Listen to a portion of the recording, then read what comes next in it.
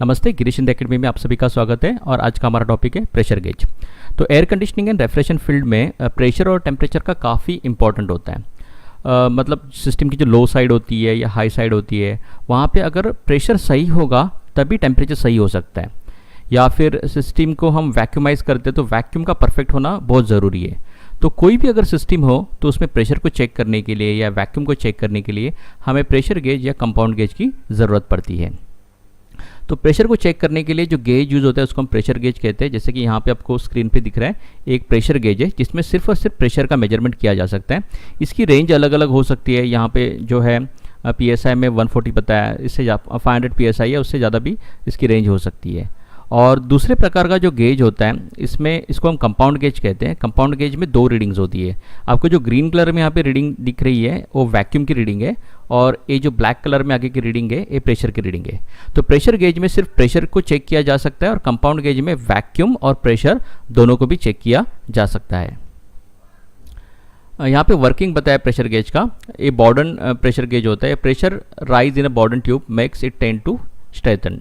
मतलब ये जो प्रेशर जैसे जैसे ये ट्यूब है, बॉर्डन ट्यूब कहते हैं इसको, जैसे जैसे इसमें प्रेशर बढ़ते जाएगा, देखो यहाँ पे बताया जैसे इसमें प्रेशर आते जाएगा वैसे जो बेंड ट्यूब है ना ये सीधा होने की कोशिश करेगी।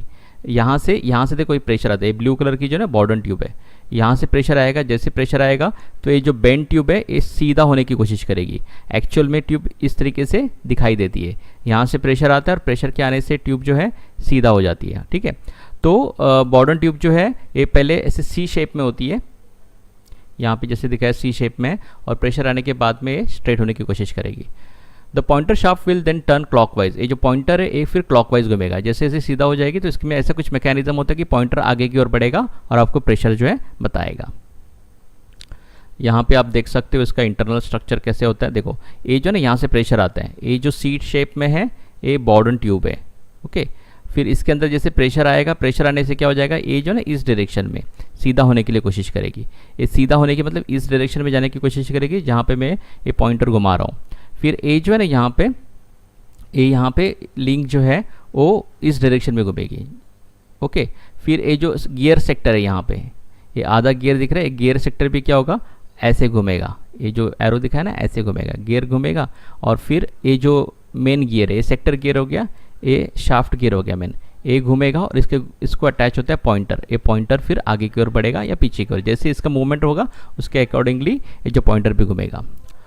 मोस्ट पॉपुलर गेजेस है 2.5 इंच डायल। ये जो गेज होता है यहाँ पे उसकी जो डायल होती है इसकी जो साइज़ है 2.5 इंच हो सकती है। ज़्यादा करके पॉपुलर गेज 2.5 इंच के होते हैं। और उसका जो कनेक्शन होता है नीचे का थ्रेडिंग वो जो होता है ये 1/8 का होता है। यहाँ पे नीचे जो कनेक्शंस होते हैं ये 1/8 के होते हैं।